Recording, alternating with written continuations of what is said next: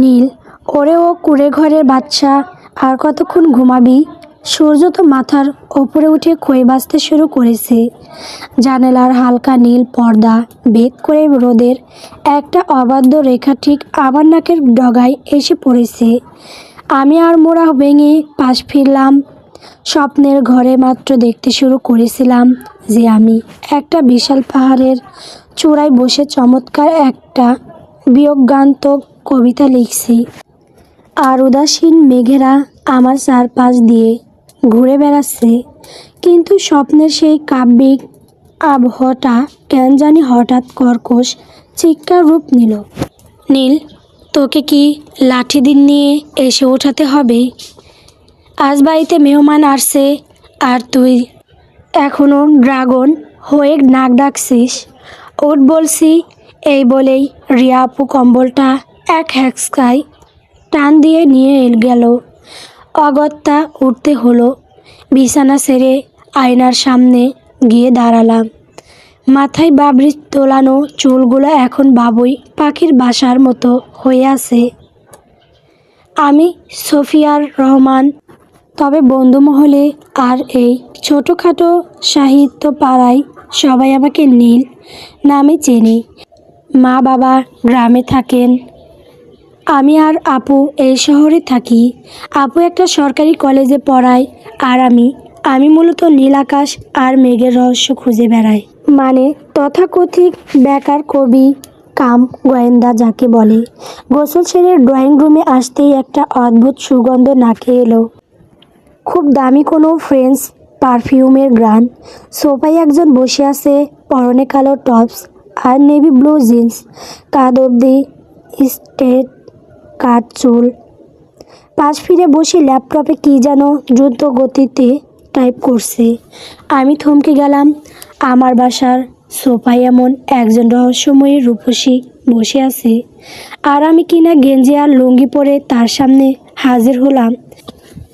নিজেকে খুব ছোট মনে হলো এক মুহূর্তের জন্য। ততক্ষণে রিয়া আপু রান্নাঘর থেকে বেরিয়ে এলো। আরে নীল, এসেছিস?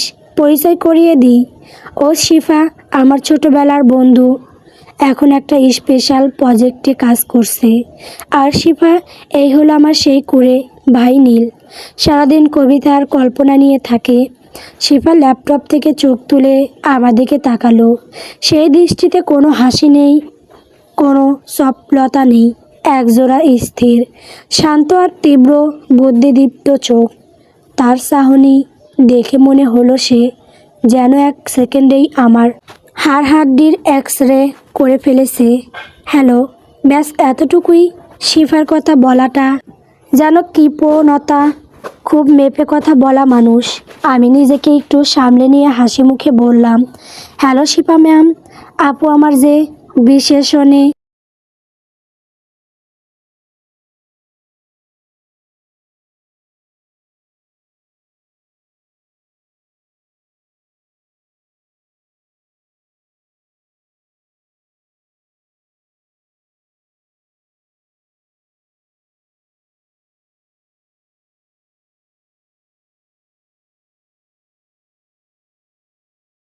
কিন্তু হাল ছাড়ার পাত্র নই। বললাম, সময় নষ্ট নয় ম্যাম, সময়কে অনুভূতির ফ্রেমে বন্দি করা বলে একে। রিয়া আপু হেসে কুটিপাটি, নীল, তুই ওর সাথে কথা বলে পারবি না। ও কিন্তু যেমন গম্ভীর তেমনি ডেঞ্জারাস। ওর ওই কালো ব্যাগটার দিকে ভুলেও হাত দিস না। আমি হাসলাম ঠিকই, কিন্তু মনের ভেতর একটা খটকা লাগলো। রিয়া আপু যখন নাস্তার টেবিলে শিফাকে নিয়ে ব্যস্ত, আমি দূর থেকে লক্ষ্য করলাম শিফা তার ফোনের একটা এনক্রিপ্টেড মেসেজ লিখে বেশ গম্ভীর হয়ে গেল। সে ল্যাপটপটা বন্ধ করে খুব সাবধানে তার ব্যাগের ভেতর একটা ছোট মেটাল ডিভাইস ঢুকিয়ে রাখলো। জিনিসটা দেখতে সাধারণ মানুষের ব্যবহারের মতো নয়। খাওয়ার টেবিলে বসে আমি শিফাকে পর্যবেক্ষণ করছিলাম। সে যখন চা খাচ্ছিল তার চোখ জোড়া বারবার জানালার বাইরে আর কলিং বেলের দিকে ঘুরছিল, যেন সে কোনো সংকেতের অপেক্ষায় আছে।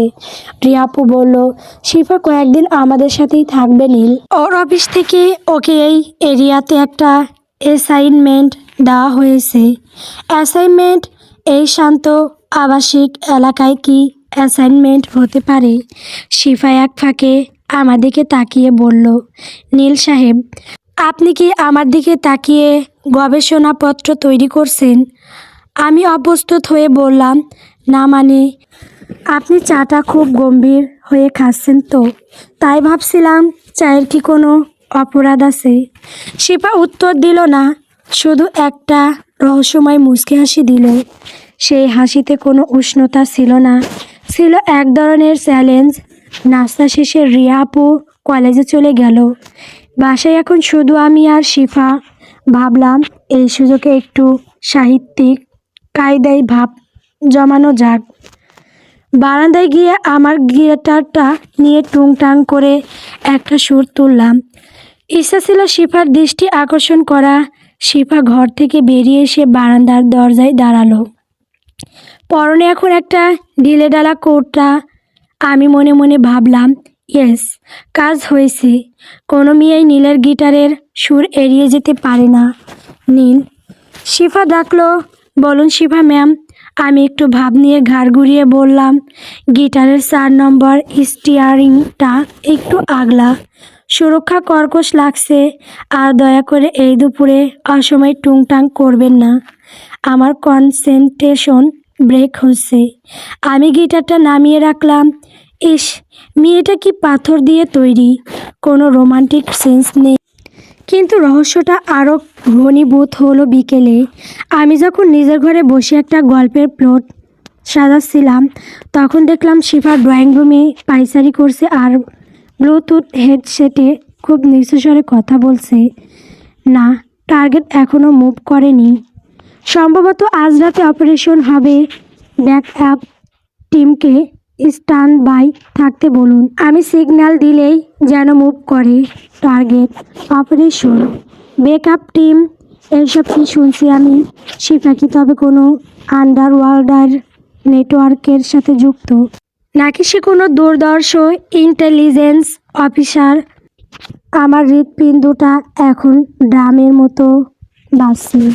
আমি চুপি চুপি শিফার ঘরের দিকে তাকালাম। দরজার ফাঁক দিয়ে দেখলাম বেডের ওপর সেই কালো লেদার ফাইলটা রাখা।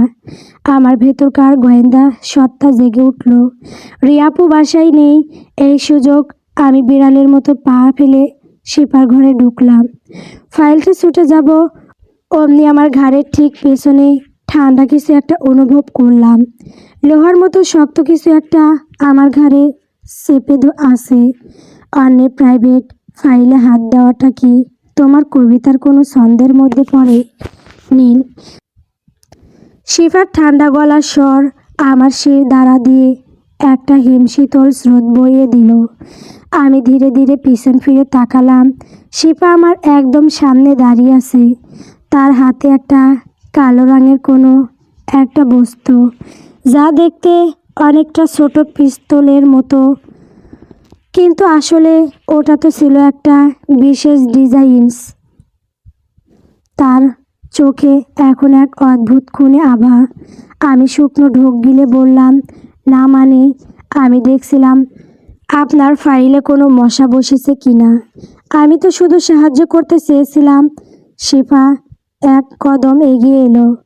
আমাদের মধ্যে দূরত্ব এখন নেই বললেই চলে।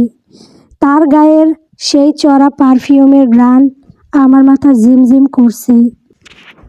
শিফা আমার কানের কাছে মুখ নিয়ে ফিসফিস করে বলল, আমার পেছনে গোয়েন্দাগিরি করতে এসো না নীল। আমি যা ভাবো তার চেয়েও বেশি বিপজ্জনক। এই মেয়েটা তোমার জীবনের শেষ ভুল হতে পারে, সাবধানে থেকো। বলে সেই ফাইলটা এক ঝটকায় তুলে নিয়ে ঘর থেকে বেরিয়ে গেল। আমি সেখানেই স্ট্যাচুর মতো দাঁড়িয়ে রইলাম। এই মেয়েটা কে?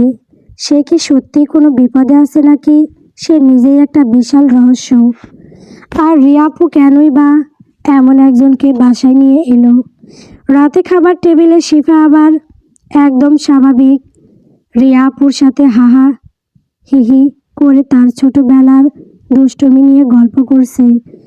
যেন বিকেলে আমার ঘরে কিছুই হয়নি। আমি অবাক হয়ে তার দিকে তাকিয়ে রইলাম। শিফা একবার আমার দিকে আর চোখে তাকিয়ে মুচকি হাসলো। সেই হাসিতে এখন কোনো শাসন নেই, বরং আছে এক অব্যক্ত আক্রমণ। আমি মনে মনে বললাম, শিফা ম্যাম, আপনি যতই রহস্যের জাল বোনেন না কেন, এই নীল আপনার হৃদয়ের অন্দরের পৌঁছাবেই। শুরু হোক তবে আমাদের এই অসম লড়াই। কিন্তু সেই রাতেই একটা অদ্ভুত ঘটনা ঘটল। আমি যখন বারান্দায় দাঁড়িয়ে আকাশের দিকে তাকিয়েছিলাম, দেখলাম আমাদের বাসার উল্টো দিকের গলিতে একটা কালো গাড়ি অনেকক্ষণ ধরে স্টার্ট বন্ধ করে দাঁড়িয়ে আছে। গাড়ির ভেতরে থাকা লোকগুলো সারাক্ষণ আমাদের জানালার দিকে তাকিয়ে আছে। শিফা কি তবে বিপদে, নাকি বিপদে আমি? জানালার বাইরে দাঁড়িয়ে থাকা সেই কালো গাড়িটা যেন একটা বিষাক্ত সাপের মতো নিঃশব্দে আমাদের দিকে তাকিয়ে আছে। আমি পর্দাটা হালকা করে টেনে দিয়ে বিছানায় ধপাস করে বসলাম। সারাটা দিন যেন মাথার উপর দিয়ে একটা ঘূর্ণিঝড় বয়ে গেল। কোথায় ভেবেছিলাম একটা নতুন বিয়োগান্তক কবিতা শেষ করব, আর এখনই নিজের থ্রিলার গল্পের এক অপ্রাসঙ্গিক চরিত্র হয়ে গেছি। নীল এখনও ঘুমাওনি। দরজার কাছে শিফার গলার আওয়াজ। আমি তড়িঘড়ি উঠে দাঁড়ালাম। শিফা দরজার চৌকাঠে হেলান দিয়ে দাঁড়িয়ে আছে। তার পরনে এখন ঢিলে ঢালা একটা ছাই রঙের টি শার্ট আর ট্রাউজার। দিনের বেলার সেই ডেঞ্জারাস লোকটা এখন কিছুটা হালকা, কিন্তু চোখের সেই ধাঁধালো চাহনিটা এখনো আগের মতোই আছে। আমি একটু ভাব নিয়ে বললাম, ঘুম কি আর এত সহজে আসে ম্যাম? ওই যে বাইরে কালো রঙের একটা দানব আমাদের দিকে তাকিয়ে আছে, ওটা কি আপনার কোনো ভক্তের গাড়ি, নাকি আমার কবিতার গুণ মুগ্ধরা আমাকে মাঝরাতে অটোগ্রাফ নিতে ডাকছে? শিফা আমার জকস শুনেও হাসলো না, উল্টো ঘর অন্ধকার করে আমার একদম কাছে চলে এলো। তার গায়ের সেই চড়া পারফিউমের ঘ্রাণের ঘরের আবহাওয়া মুহূর্তেই বদলে গেল। সে জানালার পর্দা ফাঁক দিয়ে খুব সত্যপর্ণে বাইরে একবার তাকালো। তার চোয়াল শক্ত হয়ে আছে। নীল, মজা বন্ধ করো। বাইরে যারা আছে তারা কোনো সাধারণ মানুষ নয়। ওরা এই এলাকার আশেপাশে কাউকে খুঁজছে। আমি চাই না তোমার বা রিয়ার কোনো ক্ষতি হোক। শিফার গলায় এবার সত্যিকারের উদ্বেগের সুর। কাকে খুঁজছে? আর আপনিই বা এত চিন্তিত কেন? আমি ফিসফিস করে জিজ্ঞেস করলাম, ওরা একটা চিপ খুঁজছে, যা এই মুহূর্তে এই বাসায় আছে। শোনো, আজ রাতে আমাকে একবার বের হতে হতে পারে। তুমি সাবধানে থাকবে। কোনো শব্দ শুনলেই লাইট জ্বালাবে না, বরং অন্ধকারেই থাকবে। বলে শিফা আমার হাতে একটা ছোট ব্ল্যাক বক্স ধরিয়ে দিল। এটা খুব সাবধানে রাখবে। নিজের জীবনের চেয়েও বেশি যত্ন করবে এটাকে। যদি আমার ফিরতে দেরি হয়, থামুন। আমি তার ধরে আঙুল দিয়ে বাধা দিলাম। কেন জানি মুহূর্তের জন্য আমি ভুলে গিয়েছিলাম সে একজন দুর্ধর্ষ অফিসার। আপনার কিছু হবে না। নীল আকাশের মেঘ যেমন মাঝপথে হারিয়ে যায় না, আপনিও হারাবেন না।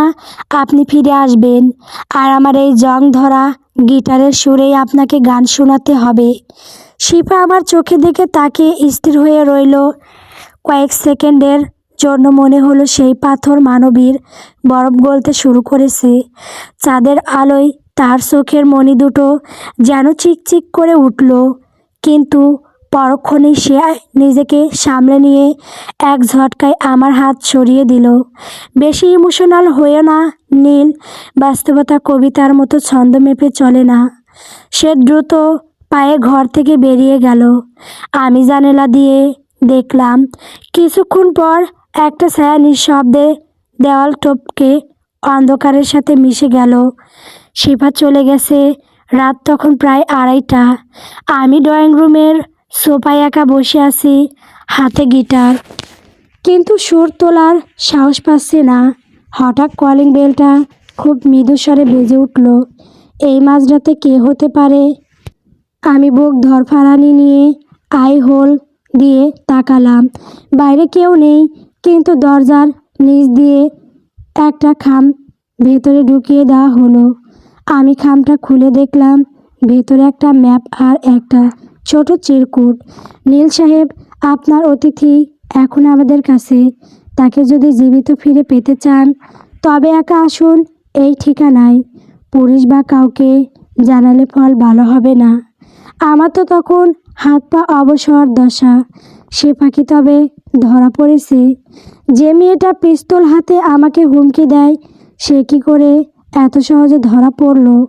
নাকি এটা কোনো ট্র্যাপ? রিয়াপু এখনো গভীর ঘুমে। আমি কি তাকে জাগাবো? না, শিফা বলেছিল রিয়াকে কিছু না জানাতে। আমি আমার লুকিয়েদা একটু শক্ত করে মালকোসা দিয়ে বেঁধে নিলাম। পকেটে সেই কালো বক্সটা আর শিফার ফেলে যাওয়া একটা ছোট টর্চ লাইট নিয়ে বেরিয়ে পড়লাম। সিঁড়িতে নামার সময় বারবার মনে হচ্ছিল, নীল, তুই কি মরতে যাচ্ছিস নাকি জীবনের সেরা কবিতাটা লিখতে যাচ্ছিস? ঠিকানাটা শহরের এক প্রান্তের পুরনো জুট মিলের। জায়গাটা গা ছমছমে অন্ধকার। আমি যখন সেখানে পৌঁছালাম দেখলাম চারপাশে খা খা করছে। হঠাৎ ভেতর থেকে একটা ভারী আওয়াজ ভেসে এলো। আমি আর দেরি না করে ভেতরে দৌড়ে ঢুকলাম, কিন্তু ঢুকেই যা দেখলাম তাতে আমার কলিজা শুকিয়ে গেল। শিপা একটা পিলারের সাথে হাত বাঁধা অবস্থায় বসে আছে, আর তার সামনে সেই কালো গাড়ি থেকে নামা সাফারি স্যুট পরা দুজন লোক দাঁড়িয়ে আছে। তাদের হাতে আধুনিক অস্ত্র। বাহ, কবি সাহেব তো চলে এসেছেন। তাদের মধ্যে একজন বিকট হাসিতে ফেটে পড়ল। বক্সটা কোথায়? আমি কাঁপা কাঁপা গলায় বললাম, আগে শিপা ম্যামকে ছাড়ুন, তারপর ভাববো বক্সটা দেব কি না। শিপা আমার দিকে তাকিয়ে রাগে চোখে চিৎকার করে বলল, নীল, কেন এলে এখানে? পালাও বলছি, এটা অর্ডার। আমি হাসলাম, ম্যাম, আমি আপনার কনস্টেবল নই যে অর্ডার মানব। আমি আপনার বাড়ির হোস্ট। আর মেহমানের বিপদ দেখলে বাঙালি কবিরা পালিয়ে যায় না। ঠিক সেই মুহূর্তে আমি খেয়াল করলাম শিপার হাতে বাঁধনটা কেমন যেন আগলা দেখাচ্ছে। সে কি তবে ইচ্ছা করে ধরা দিয়েছে? আমি বুঝতে পারলাম শিপা আমাকে চোখের ইশারায় কিছু একটা বোঝাতে চাইছে। সে চায় আমি লোকগুলোকে ব্যস্ত রাখি। আমি পকেট থেকে বক্সটা বের করে উঁচিয়ে ধরলাম। এই যে সেই রহস্যময় জিনিস। যদি শিপাকে এক চুলো শোন তবে আমি এটা এই জুট মিলের বয়লারে ফেলে দেব। লোকগুলো ঘাবড়ে গেল। তারা আমার দিকে এগিয়ে আসতেই শিপা বিদ্যুৎ বেগে তার হাত আর পায়ের বাঁধন ছিঁড়ে ফেলল। সে কোথা থেকে জানি একটা ছোট ইলেকট্রিক ডিজাইন বের করে লোক দুটোর গায়ে স্পর্শ করলো। মুহূর্তের মধ্যে তারা শক খেয়ে মাটিতে লুটিয়ে পড়ল। নীল, আমার হাত ধরো। শিবা কণ্ঠ শুনতে পেলাম। আমি অন্ধকারে হাত বাড়াতেই একটা নরম কিন্তু শক্ত হাত আমাকে ঝাপটে ধরল। আমরা দৌড়াচ্ছি, পেছনে গাড়ির হর্নের শব্দ শোনা যাচ্ছে, কিন্তু আমি শুধু অনুভব করছি শিপার হাতের উষ্ণতা। জুট মিলের পেছনের দরজা দিয়ে বেরিয়ে আমরা একটা বড় কৃষ্ণচূড়া গাছের আড়ালে লুকালাম। লোকগুলো অন্যদিকে দৌড়ে গেল। আমরা দুজনেই হাঁপাচ্ছি। শিপা আমার দিকে এমনভাবে তাকিয়ে আছে যেন সে বিশ্বাসই করতে পারছে না যে আমি এই বিপজ্জনক জায়গায় চলে এসেছি। তুমি কি পাগল? মরতে পারতে তো। শিপা রেগে গিয়ে ফিসফিস করে বলল, তার কপালে বিঁধে বিঁধু ঘাম। আমি হাসলাম, মরলে তো কবিতার ছন্দ পূর্ণ হতো না ম্যাম। আর তাছাড়া আপনি আমাকে সাবধানে থাকতে বলেছিলেন, ভীতু হয়ে ঘরে বসে থাকতে বলেননি। শিপা হঠাৎ করে হাসলো। এই প্রথমবার আমি তার ওয়াকি ক্রিম প্রাণ খোলা হাসি দেখলাম। চাঁদের আলোয় তার সেই হাসি দেখে আমার মনে হলো এই হাসির জন্য আমি হাজারবার এমন বিপদে পড়তে রাজি। তুমি আসলেই এক অদ্ভুত মেঘের খেয়া। নীল, শেফা নরম গলায় বলল, আমরা তখনও গাছের আড়ালে। আমাদের দুজনের দূরত্ব এখন মাত্র কয়েক ইঞ্চি। শেফার এলোমেলো চুলগুলো আমার নাকে এসে লাগলো। হঠাৎ দূরে পুলিশের সাইরেন শোনা গেল। ব্রেকআপ টিম এসে গেছে, আমাদের আর ভয় নেই। শিপা স্বস্তির নিঃশ্বাস ফেলল। বাসায় ফেরার পথে শিপা সারাটা রাস্তা চুপ করে রইল। ট্যাক্সিতে বসে সে শুধু একবার আমার দিকে তাকিয়ে বলেছিল, আজ রাতে যা দেখলে নীল তা কাউকে বলবে না। কাল সকালে আমি সব বুঝিয়ে বলবো। আর হ্যাঁ, থ্যাঙ্কস। আমি মনে মনে বললাম, শুধু থ্যাঙ্কস বললে হবে ম্যাম? এই নীলের হৃদয়ে যে সাইক্লোন শুরু করেছেন তার ক্ষতিপূরণ কে দেবে? বাসায় পৌঁছে শিপা তার ঘরে ঢুকে গেল। রিয়াপু তখনও নাক ডেকে ঘুমাচ্ছে। আমি বারান্দায় গিয়ে দাঁড়ালাম। আকাশটা এখন পরিষ্কার, কিন্তু আমার মনে এক গাদা প্রেমের মেঘ জমে আছে। শিপার সেই রহস্যময় পেশা আর তার সাহসিকতা আমাকে নতুন কোনো মোহে জড়িয়ে দিচ্ছে। কিন্তু একটা প্রশ্ন মনের মধ্যে খোঁজখোঁজ করছে, শিফা যদি সত্যি এত বড় অফিসার হয়, তবে সে কেন একা বিপদে পড়েছিল? নাকি সে আমাকে পরীক্ষা করছিল? গত রাতের সেই ঝড়ের মতো বয়ে যাওয়া ঘটনাগুলোর পর ঘুম আসাটা ছিল এক প্রকার অসম্ভব। সারা রাত এপাশ ওপাশ করে যখন ভোরের আলোটা জানালার গ্রাস দিয়ে উঁকি মারল, তখন বুঝতে পারলাম যে আমার শরীরের চেয়েও বেশি ক্লান্ত আমার মস্তিষ্ক। তবে সেই ক্লান্তির মাঝেও এক ধরনের অদ্ভুত প্রশান্তি ছিল। পকেটে থাকা সেই ব্ল্যাক বক্সটার অস্তিত্ব আমাকে বারবার মনে করিয়ে দিচ্ছিল যে আমি এখন আর কেবল একজন শখের কবি নই, আমি এখন শিপার পার্টনার ইন ক্রাইম, অথবা বলা ভালো পার্টনার ইন প্রটেকশন। সকাল 8টা বাজে। রিয়াপু আজ অনেক আগেই তৈরি হয়ে গেছে। ড্রয়িং রুমে আসতেই দেখলাম আপু টেবিল সাজাচ্ছে। শিফা সেখানে বসে খুব মনোযোগ দিয়ে একটা ইংরেজি পত্রিকা পড়ছে।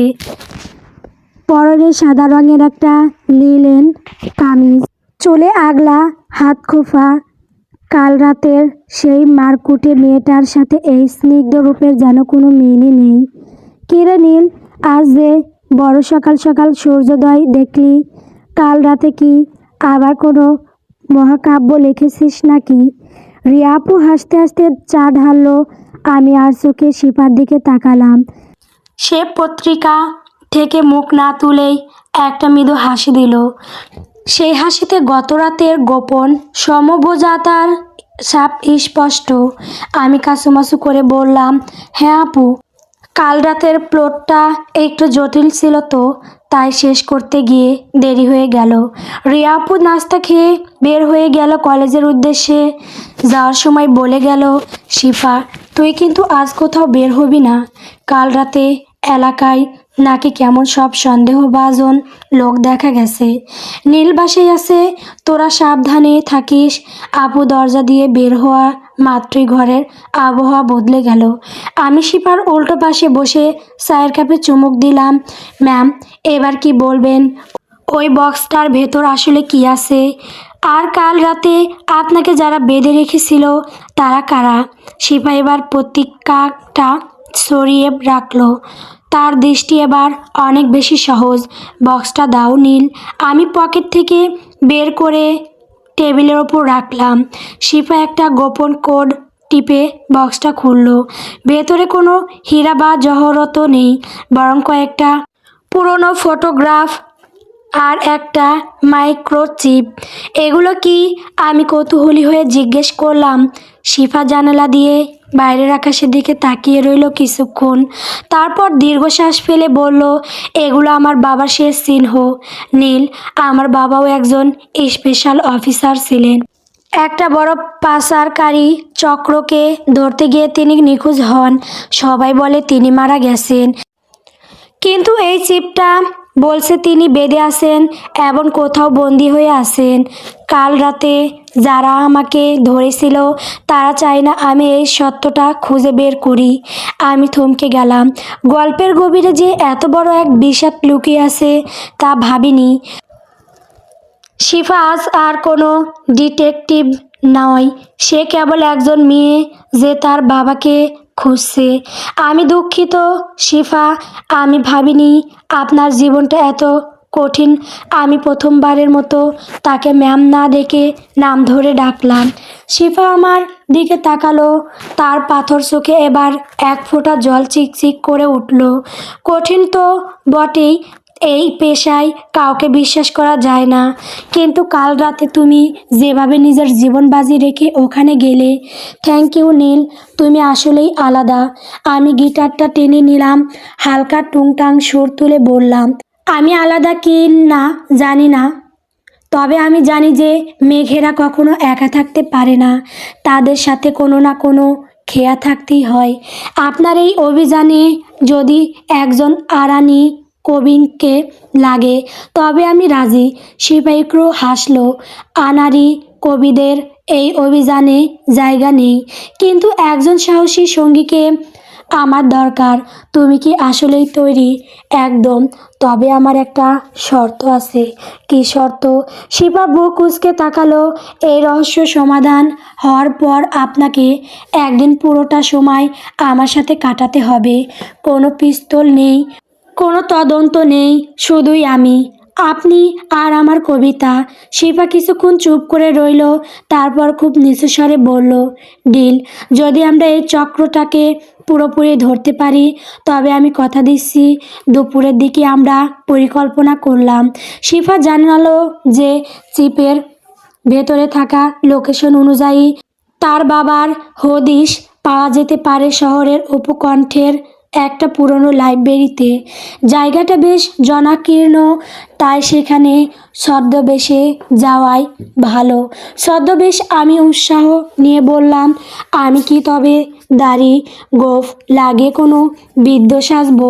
শিল্পা শব্দ করে হেসে ফেলল, না নীল, তোমাকে অত কষ্ট করতে হবে না, তুমি শুধু তোমার ওই এলোমেলো কবি ভাবটা ধরে রাখো, আর আমি সাজবো তোমার একজন অতি সাধারণ পাঠিকা। আমরা এমনভাবে ঘুরবো যেন আমরা একটা ডেটিং স্পটে এসেছি। বিকেলে আমরা বের হলাম। শিফা পরেছে একটা নীল শাড়ি, একদম আমার প্রিয় রঙের, তার কপালে একটা ছোট্ট কালো টিপ। তাকে দেখে মনে হচ্ছে যে কোনো শরৎকালের স্নিগ্ধ বিকেল। আমি একটা পাঞ্জাবি পরলাম। লাইব্রেরির ভেতরে আমরা পাশাপাশি হাঁটছি, আমাদের হাতে মাঝে মাঝে ছুঁয়ে যাচ্ছে চারপাশ, বইয়ের গন্ধে মম করছে। শিফা নিচু স্বরে সেলফের বইগুলো দেখতে দেখতে বলল, নীল, আমাদের বাম পাশের লোকটাকে দেখছো? নীল শার্ট পরা, ওই কিন্তু আমাদের ফলো করছে। আমি একটু ঘাবড়ে গেলাম, কিন্তু শিপার হাতের স্পর্শ আমাকে সাহস জোগালো। সে আমার বাহু জড়িয়ে ধরলো। ঘাবড়াবে না, একদম স্বাভাবিক থাকো, যেন আমরা রোমান্টিক কোনো গল্প নিয়ে আলোচনা করছি। আমি শিফার খুব কাছে গিয়ে ফিসফিস করে বললাম, এই অবস্থায় কি আর সাধারণ থাকা যায়? আমার তো মনে হচ্ছে আপনার বাবার লোকেশনের চেয়ে আপনার চোখের মনি লোকেশন বেশি রহস্যময়। শিফা হালকা করে আমার হাতে চিমটি কাটলো। ফোকাস করো নীল, ও আসছে। লোকটা আমাদের পাশ দিয়ে যাওয়ার সময় শিপা খুব কৌশলে তার পায়ের কাছে একটা ছোট যন্ত্র ফেলে দিল। লোকটা চলে যাওয়ার পর সে মুচকি হাসলো। ওর সব কথোপকথন এখন আমি শুনতে পাবো। চলো, এবার আমাদের আসল জায়গায় যেতে হবে। আমরা লাইব্রেরির একদম শেষ মাথায় একটা পুরনো নথিপত্র রাখার ঘরে ঢুকলাম। সেখানে ধুলোবালি আর পুরনো কাগজের স্তূপ। শিফা চিপটা বের করে সেখানকার একটা পুরনো কম্পিউটারে সংযোগ দিল। কয়েক সেকেন্ডের লোডিং, এরপর স্ক্রিনে একটা ম্যাপ ভেসে উঠল। পেয়েছি। শিফা উত্তেজিত হয়ে বলল, বাবা এখানেই আছেন, কিন্তু নীল, জায়গাটা খুব বিপজ্জনক। ঠিক সেই মুহূর্তে লাইব্রেরির বাইরে থেকে একটা প্রচণ্ড আওয়াজ হলো, কারো চিৎকারের শব্দ শোনা গেল। ওরা আমাদের চিনে ফেলেছে নীল, আমাদের এখনই এখান থেকে সরতে হবে। শিপা আমার হাত ধরে টান দিল। আমরা পিছনের একটা ছোট জানালা দিয়ে বের হওয়ার চেষ্টা করলাম, কিন্তু নিচে নামতেই দেখলাম স্যার 5জন লোক আমাদের ঘিরে ফেলেছে। তাদের মধ্যে সে গত রাতের সাফারি স্যুট পরা লোকটাও আছে। খুব তো রোমান্টিক ডেট হচ্ছিল, এবার ডিনারটা আমাদের সাথেই করতে হবে। লোকটা শয়তানি হাসি দিয়ে বলল।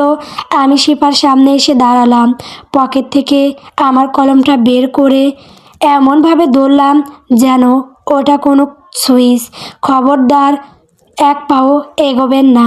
আমি এই কলমের বাটন টিপলেই পুরো এলাকায় অ্যালার্ম বেজে উঠবে। লোকগুলো একটু থমকে গেল। তারা কি জানে যে এটা শুধুই একটা সাধারণ জেল পেন? সিপাই এই সুযোগে তার পায়ের স্যান্ডেলের নিচে লুকিয়ে রাখা একটা ছোট টিজার বের করলো। নীল 3 গুনতেই দৌড় দাও। শিফা চিৎকার করলো, 1 2 3। শিফা টিজার দিয়ে সামনের লোকটাকে কপোকাট করলো আর আমরা ভিড়ের মধ্যে মিশে গেলাম। দৌড়াতে দৌড়াতে আমি হাসতে শুরু করলাম। ম্যাম, এই কলম দিয়ে যে কাউকে ভয় দেখানো যায় সেটা আগে জানলে আমি কবিতার বদলে শুধু ডট চিহ্ন দিতাম। শিফাও দৌড়াতে দৌড়াতে হাসছে। তুমি একটা আস্ত পাগল নীল, কিন্তু এই পাগলামিটাই আজ আমাদের বাঁচিয়ে দিল। আমরা একটা নিরাপদ ট্যাক্সিতে উঠে বসলাম। শিফা আমার হাতটা তখনও শক্ত করে ধরে আছে। তার চোখে এখন আর কেবল তদন্তের নেশা নেই, আছে এক ধরনের কৃতজ্ঞতা, আর হয়তো তার চেয়েও বেশি কিছু। ট্যাক্সির জানালার বাইরে দিয়ে শহরটা দ্রুত চলে যাচ্ছে। আমি শিফার দিকে তাকালাম। 3য় পর্ব তো শেষ হলো ম্যাম, কিন্তু আসল মিশন তো এখনও বাকি। শিফা আমার কাঁধে মাথা রাখলো। আসল মিশন শুরু হবে যখন আমরা বাবাকে খুঁজে পাবো। আর তারপর তোমার সেই ডিলের কথা আমার মনে আছে। আমি আকাশের দিকে তাকালাম।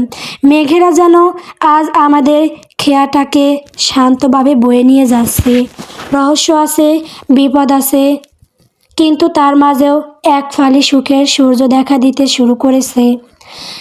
কালকের সেই লাইব্রেরি অভিযান আর আমার মরণজয়ী জেল পেন এর বিবৃন্ত গাথার পর আমি নিজেকে জেমস বন্ডের বাঙালি সংস্করণ মনে করতে শুরু করেছি।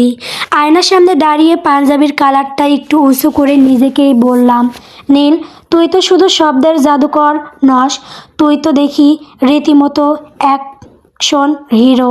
যদিও কাল রাতে যখন লোকগুলো পিস্তল উঁচিয়েছিল তখন আমার হাঁটু দুটো যেভাবে ঝুমুর ঝুমুর করে কাঁপছিল সেটা কেবল আমি আর আমার অন্তরাত্মা জানি। সকাল 10টা। শিফা ড্রয়িং রুমে বসে ম্যাপটা খুব সূক্ষ্মভাবে পরীক্ষা করছে। তার পরনে আজ একটা কালো কুর্তি, হাতে ছোট একটা ব্যান্ডেজ। কালকের ধস্তাধস্তিতে হয়তো একটু চোট পেয়েছে। আমি ট্রেতে করে 2 কাপ চা নিয়ে তার সামনে গিয়ে দাঁড়ালাম। গুড মর্নিং ওহে রহস্যময় মানবী। আপনার বিশ্বস্ত সহচর নীল আজ হাজির তার নতুন মারান্নাস্ত নিয়ে। আমি ট্রের পাশে একটা বই সাইজের মার্কার পেন রেখে বললাম। শিফা ব্রুকুসকে আমার দিকে তাকালো। এটা আবার কি? আমি গম্ভীর মুখে বললাম, এটা হলো সুপার মার্কার 2026। এটা দিয়ে কারো কপালে একবার দাগ দিয়ে দিলে সে 24 ঘন্টা পর্যন্ত জ্ঞান হারাবে না ঠিকই, কিন্তু লজ্জায় মুখ দেখাতে পারবে না। এটা আপনার কলম বিপ্লবীর লেটেস্ট আবিষ্কার। শিফা এবার আর নিজেকে ধরে রাখতে পারল না। খিলখিল করে হেসে উঠল সে। তার হাসির শব্দে যেন সারা ঘরে এক মুহূর্তের জন্য বসন্ত নেমে এলো। নীল, তোমার মাথায় কি গিলুর বদলে শুধু কবিতা ছন্দ আর কমেডি স্ক্রিপ্ট ভরা? কালকে ওই সামান্য জেল পেন দিয়ে তুমি যে কাণ্ডটা করলে ওটা ইন্টারপোল জানতে পারলে তোমাকে গোল্ড মেডেল দিত। আমি সোফায় আয়েশ করে বসে চায়ের কাপে মুখ দিলাম। গোল্ড মেডেল তো পাবই ম্যাম, তবে সেটা ইন্টারপোল থেকে নয়, আপনার কাছ থেকে। ডিলের কথা মনে আছে তো? শিপা একটু লজ্জা পেল কি সে দ্রুত ম্যাপের দিকে মুখ ফেরালো। আগে বাবাকে খুঁজে পাই, তারপর ডিল নিয়ে ভাববো। শোনো নীল, ম্যাপ অনুযায়ী বাবার লোকেশন হলো শহরের পরিত্যক্ত একটা সুগার মিলের নিচে গোপন কোনো বেজমেন্টে। জায়গাটা খুব দুর্গম। আজ রাতে আমাদের ওখানে পৌঁছাতে হবে। সুগার মিল, তার মানে সেখানে প্রচুর চিনি আছে। মিষ্টি কোনো ব্যাপার হবে নাকি? আমি কৌতুক করে বললাম। শিফা গম্ভীর হয়ে গেল। মজা নয় নীল, জায়গাটা ব্ল্যাক হোল চক্রের আস্তানা। ওরা খুব বিপজ্জনক। আজ রাতে আমাদের ছদ্মবেশ আরও নিখুঁত হতে হবে। তুমি সাজবে একজন ইলেকট্রিশিয়ান, আর আপনি সাজবেন আমার সহকারী। আমি চোখ টিপে বললাম, না, আমি সাজবো এক পাগলনি যে পথ হারিয়ে ওখানে ঢুকে পড়েছে। এতে ওদের নজর ঘোরানো সহজ হবে। শিফা পরিকল্পনা জানালো। বিকেলের দিকে আমরা মহড়া শুরু করলাম। আমি একটা নীল রঙের ঢিলেঢালা ওভারঅল পরলাম, গলায় একটা মাল্টিমিটার ঝুলিয়ে নিলাম। শিফা তার চুলগুলো অবিন্যস্ত করে দিল, চোখে হালকা কাজল লেপটে এমন এক লুক নিল যে তাকে চেনা দেয়। তাকে আসলেও এক মায়াবী পাগলিনীর মতো লাগছে। রাত 12টা, আমরা সেই পরিত্যক্ত সুগার মিলের সামনে দাঁড়ালাম। চারপাশটা যেন শুনশানের মতো সব শান্ত, শুধু বাতাসের শোঁ শোঁ শব্দ শোনা যাচ্ছে। শিপা আমার কানের কাছে মুখ নিয়ে ফিসফিস করে বলল, নীল, ভিতরে ঢোকার পর যদি কোনো বিপদ হয় তবে তুমি সোজা দৌড়ে বের হয়ে যাবে। আমার জন্য একদম ভাববে না। আমি তার হাতটা শক্ত করে ধরলাম। আমি কবি হতে পারি ম্যাম, কিন্তু আমি স্বার্থপর নই। আর তাছাড়া অ্যাসিস্ট্যান্ট ছাড়া কোনো ইলেকট্রিশিয়ান কাজ করতে পারে না। আমরা সন্তর্পণে ভেতরে ঢুকলাম। জং ধরা লোহার সিঁড়ি দিয়ে নিচে নামার সময় প্রতিটা শব্দ আমার কলিজায় হাতুড়ি পিটাচ্ছিল। নিচে নামতেই দেখলাম বিশাল এক করিডোর, সেখানে দুটো লোক পাহারায় আছে। শিপা আমাকে ইশারা করলো। সে ল্যাংচাতে করিডোরের মাঝখানে গিয়ে বিড়বিড় করে বলতে লাগলো, আমার মেঘ কোথায়? আমার নীল মেঘ হারিয়ে গেছে। কেউ কি দেখেছো? পাহাড়দার দুজন অবাক হয়ে তার দিকে এগিয়ে এলো। এই পাগলি, এখানে কি করিস? বের হ এখান থেকে। ঠিক সেই সুযোগে আমি পেছন থেকে একটা লোহার রড দিয়ে পাশের একটা ইলেকট্রিক প্যানেলে মৃদু আঘাত করলাম। প্রচণ্ড একটা স্পার্ক হলো আর সব আলো নিভে গেল। অন্ধকারের সুযোগ নিয়ে শিপা তার হাতের কৌশলে লোক দুটোকে কুপপাত করে ফেললো। জলদি এসো নীল। শিফার কণ্ঠ ভেসে এলো। আমরা করিডোর পার হয়ে একটা বিশাল লোহার দরজায় সামনে দাঁড়ালাম। শিফা একটা গোপন পাসওয়ার্ড দিয়ে দরজাটা খুললো। ভেতরে ঢুকতেই দেখলাম একটা ছোট অন্ধকার ঘর, আর সেখানে একটা চেয়ারে এক পোড় ব্যক্তি বসে আছেন, তার হাত পা বাঁধা। বাবা! শিফা আর্তচিৎকার করে এগিয়ে গেল। পোড় ব্যক্তিটি চোখ মেললেন, তার চোখে বিস্ময় আর আনন্দ। শিফা মা, তুই এসেছিস? আমি দ্রুত আমার পকেট থেকে একটা ছোট কাঁচি বের করে তার বাঁধন কাটতে শুরু করলাম। চাচা, ভয় পাবেন না, আমি নীল, আপনার মেয়ের পার্সোনাল বডিগার্ড কাম কবি। শিফার বাবা একটু অবাক হয়ে আমার দিকে তাকালেন, তারপর মৃদু হাসলেন। শিফা, তোর পছন্দ তো দেখি বেশ মজার। আমরা যখন বের হতে যাব ঠিক তখনই পুরো রুমে লাল আলো জ্বলতে শুরু করলো। অ্যালার্ম বেজে উঠছে। পালাও, ওরা জেনে ফেলেছে। শিফার বাবা চিৎকার করে উঠলেন। আমরা দৌড়াতে শুরু করলাম, কিন্তু করিডোরে আসতেই দেখলাম চারপাশ থেকে লোক আমাদের ঘিরে ফেলেছে। তাদের সামনে সেই বস টাইপের লোকটা। খুব তো হিরো সেজেছিলে নীল সাহেব, এবার দেখি আপনার কলম দিয়ে কি করেন। লোকটা পিস্তল তাক করলো। আমি বুক চিতিয়ে দাঁড়ালাম। কলম নয় ভাই, এবার আমার কাছে আছে ইলেকট্রিক থান্ডার বলে আমি আমার গলার মাল্টিমিটারের তার দুটো জং ধরা লোহার গ্রিলের সাথে লাগিয়ে দিলাম, যা আগে থেকেই লাইভ ছিল। একটা প্রচণ্ড শক সার্কিট তৈরি হলো আর সামনে দুজন লোক ছিটকে পড়ল। সিপাহি ফাঁকে তার বাবার হাত ধরে আমাকে নিয়ে পিছনের একটা সুড়ঙ্গ দিয়ে বেরিয়ে এলো। বাইরে তখন বৃষ্টি শুরু হয়েছে, অজর দ্বারাই বৃষ্টি পড়ছে। আমরা সেই সুগার মিলের সীমানা পার হয়ে একটা খোলা জায়গায় এসে দাঁড়ালাম। দূরে পুলিশের গাড়ি, নীল আলো দেখা যাচ্ছে। শিফা তার বাবাকে জড়িয়ে ধরে কাঁদছে। আমি একটু দূরে দাঁড়িয়ে বৃষ্টির জল অনুভব করলাম। আমার পাঞ্জাবিটা ভিজে একদম লেপ্টে গেছে, কিন্তু মনে হচ্ছে আমি যেন পৃথিবীর সবচেয়ে বড় জয়টা পেয়েছি। শিফার বাবা আমার কাছে এলেন। তিনি আমার কাঁধে হাত রেখে বললেন, ধন্যবাদ বাবা। শিফা ঠিকই বলেছিল, তুমি মানুষটা বড্ড অদ্ভুত কিন্তু সাহসী। শিফা আমার দিকে এগিয়ে এলো। বৃষ্টির জলে তার মুখটা ধুয়ে যাচ্ছে। তার চোখের সেই গাম্ভীর্য এখন একদম নেই। সে আমার খুব কাছে এসে দাঁড়ালো। নীল, তুমি বলেছিলে না ডিলের কথা? সে খুব নিচু স্বরে বলল। আমি হাসলাম। হ্যাঁ ম্যাম, কিন্তু এখন তো আপনি আমাকে ভুলে যাবেন। আপনি এখন বড় অফিসার, আর আমি সেই বেকার কবি। শিফা হঠাৎ করে আমার ভিজে যাওয়া পাঞ্জাবির কলারটা ধরল। বেশি কথা বলবে না।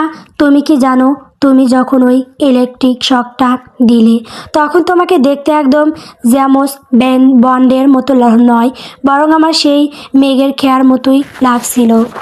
আমি অনুভূত হয়ে তার দিকে তাকিয়ে রইলাম। শিফা তার কপালে থাকা সেই ছোট টিপটা সরিয়ে আমার হাতে দিল। এটা আমার পক্ষ থেকে আগাম উপহার। বাকিটা হবে আমাদের সেই ডিলের দিন। বৃষ্টির শব্দে চারপাশ মুখর। আমি আকাশের দিকে তাকিয়ে চিৎকার করে বলতে ইচ্ছে করলো, আকাশ, তুই যত খুশি বৃষ্টি দে। আজ নীল আর মেঘের এক নতুন কাব্য শুরু হলো। শিফার বাবা একটু দূর থেকে আমাদের দিকে তাকিয়ে হাসছেন। রিয়াপুর সেই কুঁড়ে ভাই আজ আসলে হিরো হয়ে ঘরে ফিরছে। রহস্য কি পুরোপুরি শেষ? হয়তো না, কিন্তু জীবনের সবচেয়ে বড় রহস্যের সমাধান তো আজ আমি শিফার চোখের ওই এক পলক চাহনিতে পেয়ে গেছি। সুগার মিলের সেই রোমহর্ষক অভিযানের পর কেটে গেছে 3 দিন। শহরে এখন শান্ত, কিন্তু আমার মনের ভেতর তখনও কালবৈশাখী ঝড় বয়ে যাচ্ছে। শিফার বাবা মানে আমাদের শ্রদ্ধেয় জামান সাহেব এখন নিরাপদ। হাসপাতালে চিকিৎসাধীন। রিয়া আপু হাসপাতালে ডিউটি দিচ্ছে, আর আমি বাড়িতে একা।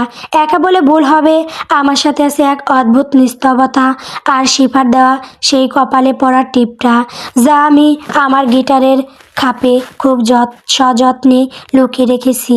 সকাল 10টা। আমি ড্রয়িং রুমে বসে গিটারের টুংটাং করছিলাম। হঠাৎ সদর দরজা খুলে শিফা ঢুকলো। তার পরনে একটা অফ হোয়াইটের রঙের কামিজ। চোখে মুখে ক্লান্তি থাকলেও এক ধরনের তৃপ্তির আভা। সে সোফায় ধপাস করে বসে একটা দীর্ঘশ্বাস ছাড়ল। নীল, 1 কাপ কড়া করে কফি খাওয়াতে পারবে? মনে হচ্ছে 3 জন্ম ধরে ঘুমাইনি। শিফা চোখ বন্ধ করে বলল। আমি গিটারটা রেখে রান্নাঘরে গেলাম। কফি বানাতে বানাতে বললাম, কফি তো পাবেন ম্যাম, কিন্তু তার সাথে যদি আমার নতুন লেখা একটা 4 লাইনের কবিতা শোনেন, তবে বিলটা মকুব হতে পারে। শিফা হাসলো। আজ আর ম্যাম বলো না নীল, আজ আমি শুধু রিয়া বন্ধু শিফা। আর হ্যাঁ, তোমার কবিতা পড়ার ধৈর্য আজ আমার আছে। কফি নিয়ে ফিরে এসে আমি তার পাশে বসলাম। সে কফির কাপে চুমুক দিয়ে বলল, জামান সাহেব মানে বাবা আজ সকালে সুস্থ বোধ করছেন। তিনি তোমাকে খুব করে মনে রেখেছেন। বারবার বলছেন সেই কবি ছেলেটা কোথায়। ও না থাকলে তো আমি আজও ওই অন্ধকার কুঠুরিতেই থাকতাম। আমি একটু লজ্জা পেয়ে বললাম, চাচা অনেক ভালো মানুষ, তবে তার থেকে বড় রহস্য হলো আপনি। এই যে 3 দিন নিখোঁজ ছিলেন, নিশ্চয়ই বড় কোনো ফাইল গুছিয়েছেন। শিফার মুখটা মুহূর্তেই গম্ভীর হয়ে গেল। সে জানালার দিকে তাকিয়ে বলল, ব্ল্যাক হোল চক্রের মূল হোতা, যাকে আমরা দ্য শ্যাডো বলে চিনি, সে এখনো মুক্ত। আর জামান সাহেবকে কেন আটক করা হয়েছিল জানো? কারণ তার কাছে এমন এক ডিজিটাল চাবির কোড ছিল যা দিয়ে এই দেশের পুরো ব্যাংকিং সিস্টেম হ্যাক করা সম্ভব। আমি কফি খেতে গিয়ে বিষম খেলাম। বাপরে, আমি তো ভেবেছিলাম কোনো হীরা রতের ব্যাপার। এখন দেখছি আমি সরাসরি সাইবার ক্রাইমের মাঝখানে বসে আছি। শিপা আমার দিকে ফিরে বসলো। নীল, তোমাকে একটা কথা বলা হয়নি।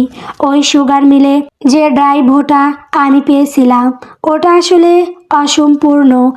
ওই চাবির অর্ধেকটা কোড বাবার কাছে ছিল, আর বাকি অর্ধেকটা তোমার বাড়িতেই কথাও আছে। আমি চমকে উঠলাম। আমার বাড়িতে? এখানে তো কবিতা আর পুরনো খবরের কাগজ ছাড়া আর কিছু নেই। শিবা মুচকি হাসলো।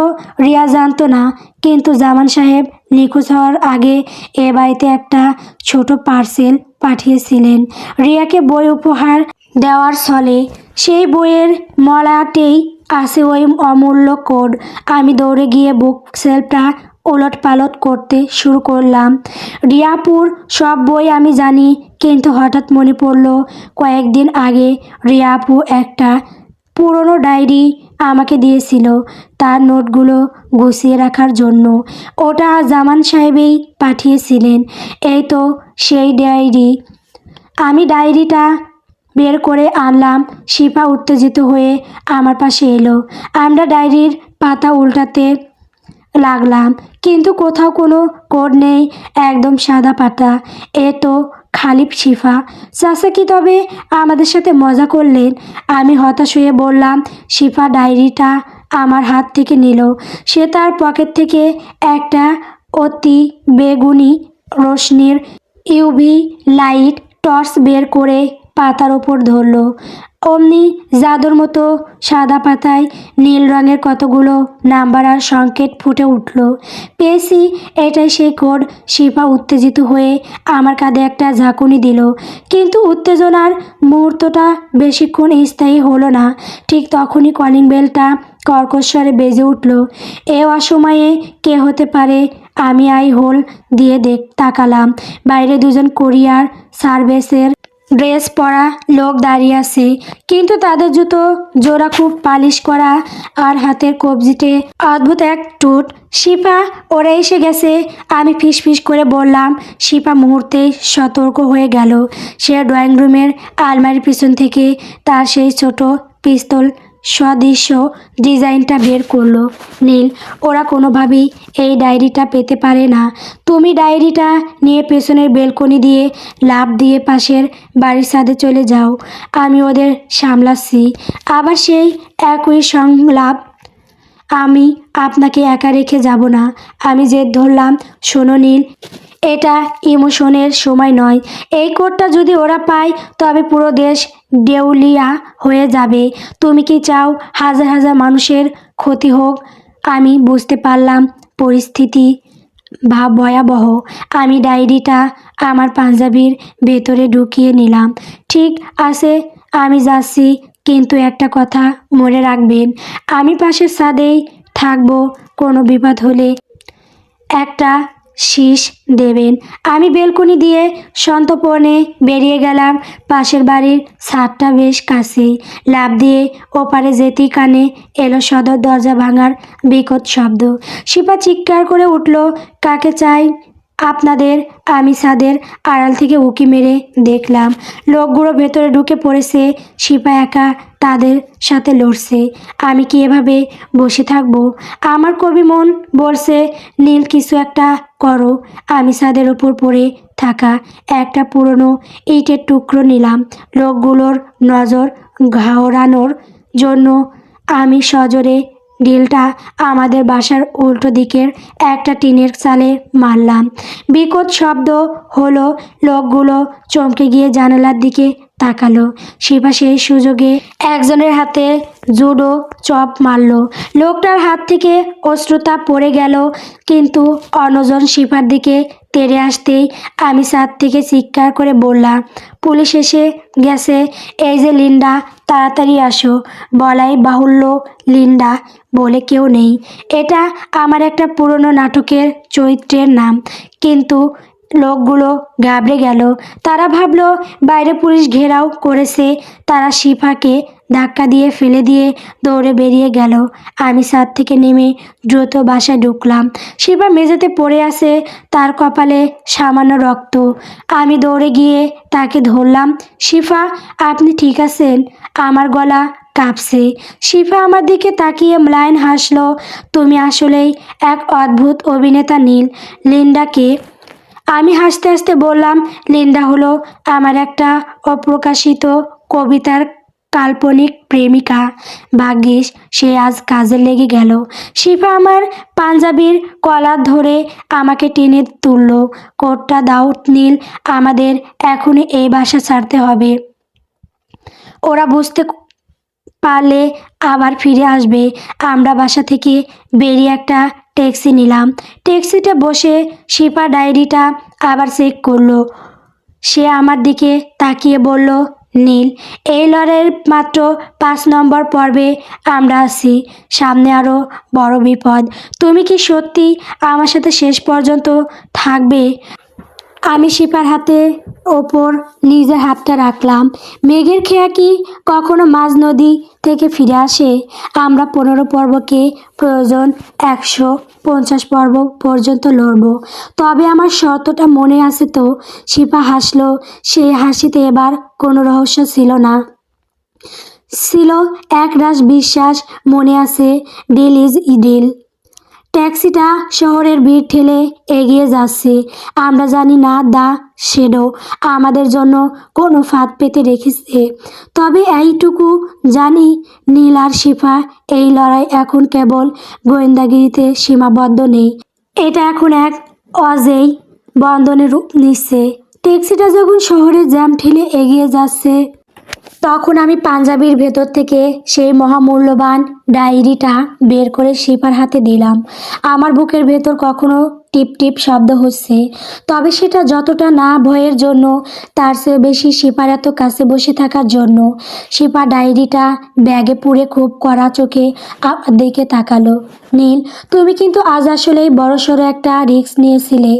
ওই লিন্ডা নামটা তোমার মাথায় এলো কোত্থেকে? শিফা ব্রু কুঁচকে হাসলো।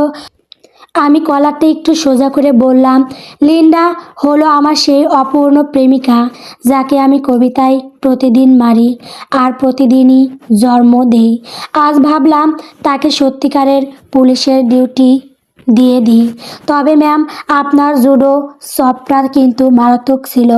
লোকটা যেভাবে নাচন দিয়ে মাটিতে পড়লো, মনে হলো যেন জ্যান্ত ইলিশ মাছ। শিপা শব্দ করে হেসে ফেলল। ট্যাক্সি ড্রাইভার আয়নায় আমাদের দিকে অবাক হয়ে তাকিয়েছিল। নিশ্চয়ই ভাবছে এক অদ্ভুত যুগল কি পাগল নাকি গোয়েন্দা। এখন আমরা কোথায় যাচ্ছি শিফা?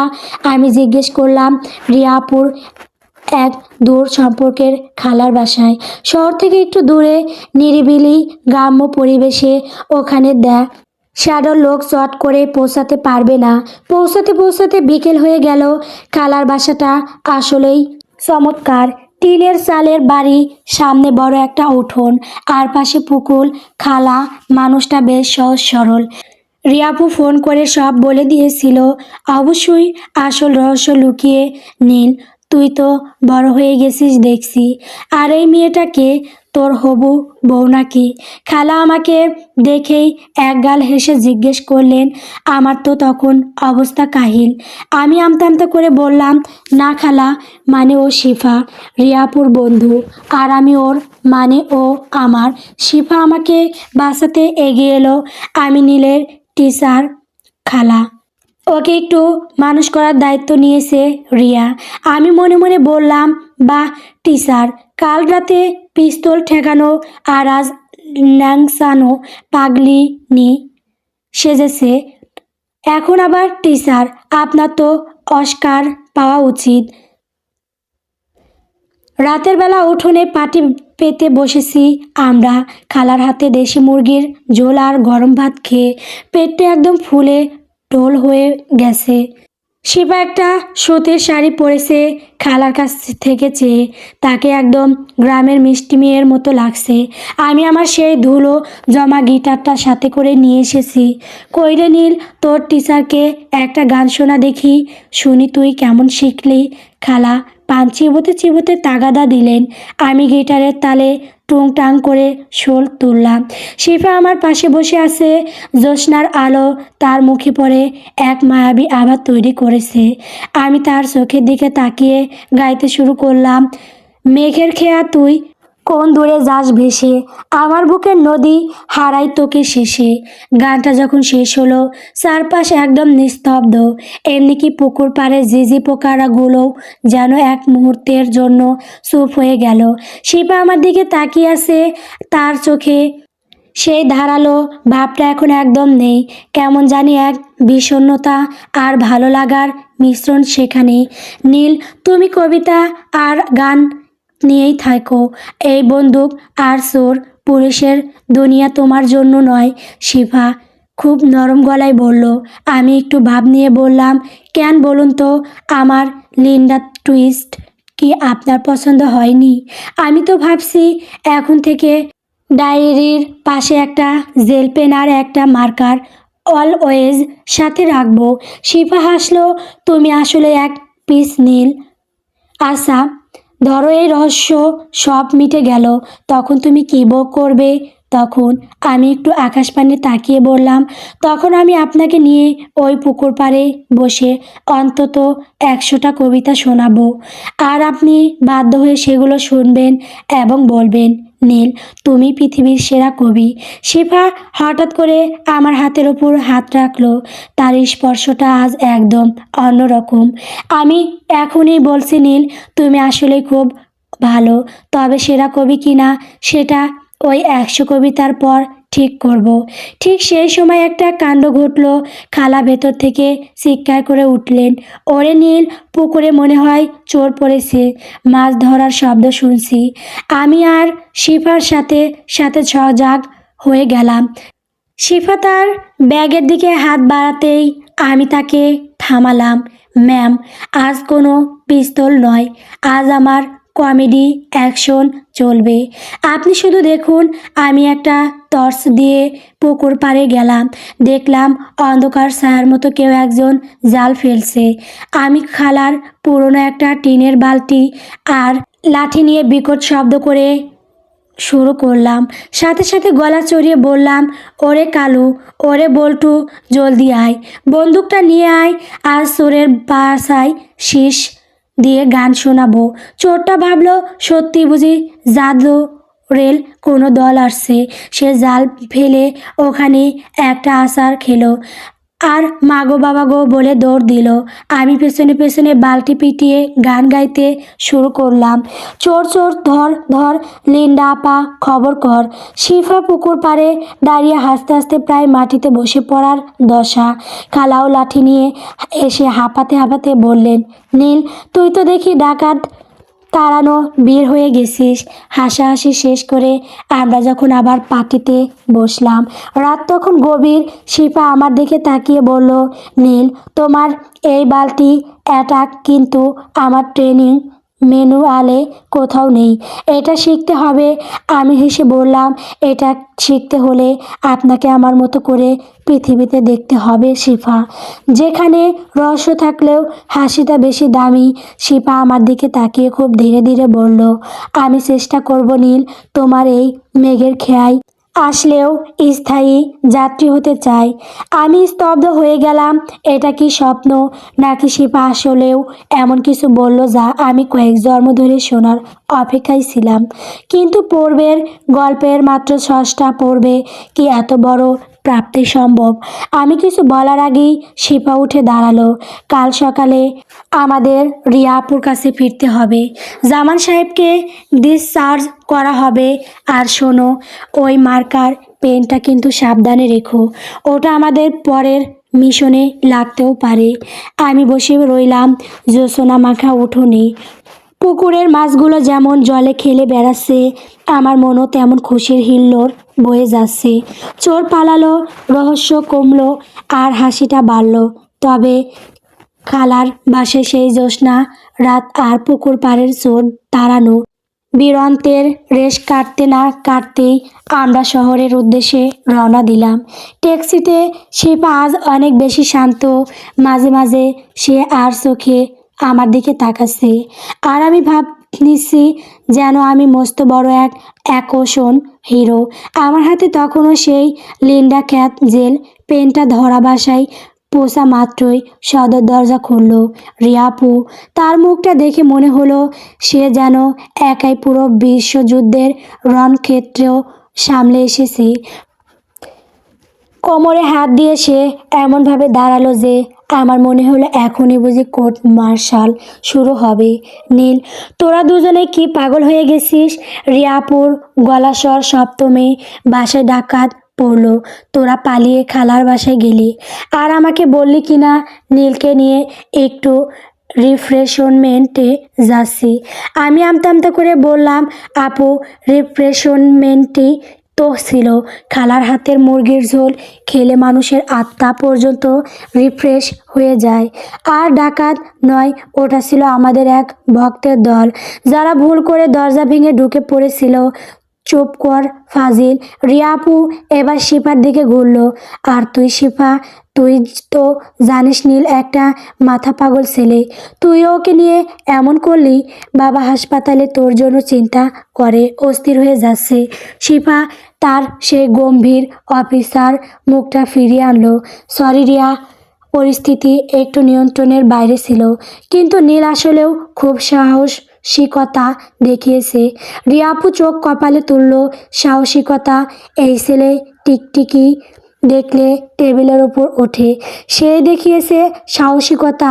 নিশ্চয় শিপা, তুই ওকে কোনো ড্রাগস খাইয়েছিস। আমি মনে মনে বললাম, আপু টিকটিকি আর সাফারি স্যুট পরা গুন্ডা এক নয়। টিকটিকির কোনো লিন্ডা টুইস্ট হয় না। দুপুরের দিকে আমরা হাসপাতালে গেলাম জামান সাহেবকে দিয়ে আনতে। তিনি এখন অনেকটাই সুস্থ। আমাকে দেখে তিনি জড়িয়ে ধরলেন। বাবা নীল, তোমার সেই ইলেকট্রিক ঠান্ডার কিন্তু এখনও আমার চোখে ভাসে।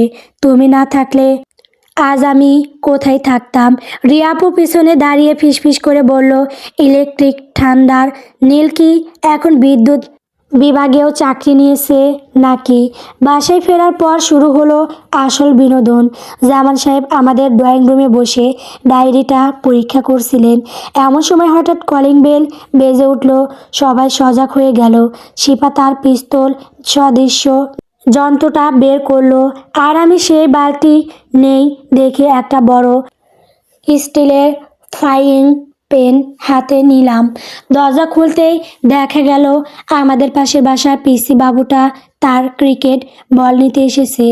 আমাকে ফ্রাইং প্যান হাতে দেখে সে চোখ বড় বড় করে বলল, নীল ভাইয়া, আপনি কি এখন রান্নাঘরের সাথে ক্রিকেট খেলেন? শিফা হাসতে হাসতে ড্রয়িং রুমের সোফায় ধপাস করে পড়ে গেল। রিয়া আপু আমার দিকে এমনভাবে তাকালো যে মনে হলো সে আমাকে এখনই মিউজিয়ামে পাঠিয়ে দিবে। রাত বাড়লে জামান সাহেব আমাদের দুজনকে কাছে ডাকলেন। শোনো নীল, শোনো শিফা, দ্য শ্যাডো শান্ত হবে না। সে জানে ডায়েরির কোডটা আমাদের কাছে। আমাদের এবার তাকে সরাসরি ধরতে হবে, তবে কাজটা খুব মজার হবে। মজার? আমি অবাক হয়ে বললাম, গুলিগোলা কি এখন মজার কোনো বিষয় চাচা? জামান সাহেব হাসলেন। না, আমরা একটা নকল পার্টি থ্রো করব শহরের বড় এক হোটেলের বলরুমে। সেখানে দেশ ওডে নিশ্চয় আসবে। আর নীল, তোমাকে সাজতে হবে একজন নামী ব্যবসায়ী। আমি লাফিয়ে উঠলাম। ব্যবসায়ী? আমি, যার পকেটে 10 টাকার বেশি থাকে না? শিপার চোখ টিপে বলল, চিন্তা করো না নীল, তোমার কস্টিউম আর মেকআপের দায়িত্ব আমার। তোমাকে এমন এক জাদরের ব্যবসায়ী বানাবো যে লিন্ডা পর্যন্ত তোমাকে চিনতে পারবে না। পরদিন শিফা আমাকে শপিং মলে নিয়ে গেল। আমাকে একটা দামি ব্লু স্যুট টাওয়াল দিতে বলল। আয়নার সামনে দাঁড়িয়ে আমি নিজেকে দেখে নিজেই চিনতে পারছি না। স্যুট পরে কেমন জানি রবটের মতো হাঁটছি। নীল, একটু স্বাভাবিক হও। এটা স্যুট লোহার বর্ম নয়। শিপা পিছন থেকে এসে আমার টাইটা ঠিক করে দিল। সেদিন প্রথমবার আমাদের মাঝে কোনো বাধা ছিল না। শিপা খুব কাছ থেকে আমার টাইটা যখন নট করছিল, তখন তার আঙ্গুলের স্পর্শে আমার হাত রেড সুগার মিলের বয়লারের মতো বেড়ে যাচ্ছিল। শিপা হঠাৎ আমার চোখের দিকে তাকিয়ে বলল, নীল, ব্যবসায়ী সাজলেও তোমার চোখে ওই কাব্যিক দুষ্টুমি যেন থেকে যায়। ওটাই তোমার আসল অস্ত্র। আমি হাসলাম। ম্যাম, তাই তো বাঁধলেন। এবার কি আমার হৃদয়ের নটটাও একটু টাইট করে দেবেন? শিপা একটু লজ্জা পেল, তারপর হালকা করে আমার সুটটা ঝেড়ে দিয়ে বলল, গল্পটা শেষ হতে দাও নীল, তারপর দেখব কার নট কত টাইট। বাসায় ফেরার পর রিয়া আপু আমাকে শুটে দেখে হাসতে হাসতে মেঝেতে গড়াগড়ি খাচ্ছিল। ওরে নীল, তোকে তো একদম ব্যবসায়ী নয়, বরং বিয়ে বাড়ির কনে পক্ষ লাগছে। একটু পর কি তুই বরকে শরবত খাওয়াবি? আমি ফাইভিং প্যানটা আবার হাতে নিতে যাচ্ছিলাম, কিন্তু শিপা আমাকে থামালো। হাসতে দাও রিয়াকে, কালকের পার্টিতে যখন নীল দা শ্যাডোর সামনে দাঁড়াবে, তখন সবাই অবাক হয়ে দেখবে আমার নীল মেঘ কতটা শক্তিশালী। আমি শিপার দিকে তাকালাম। এই প্রথম সে আমাকে আমার নীল মেঘ বলল।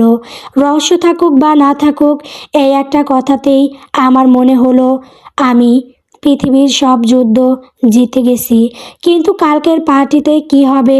দেশোডো কি নীরকে চিনতে পারবে, নাকি নীল তার ব্যবসায়ী ইমেজে নতুন কোনো হাসির কাণ্ড ঘটিয়ে বসবে?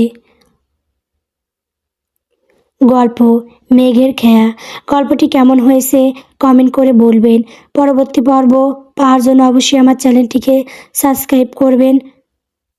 ধন্যবাদ।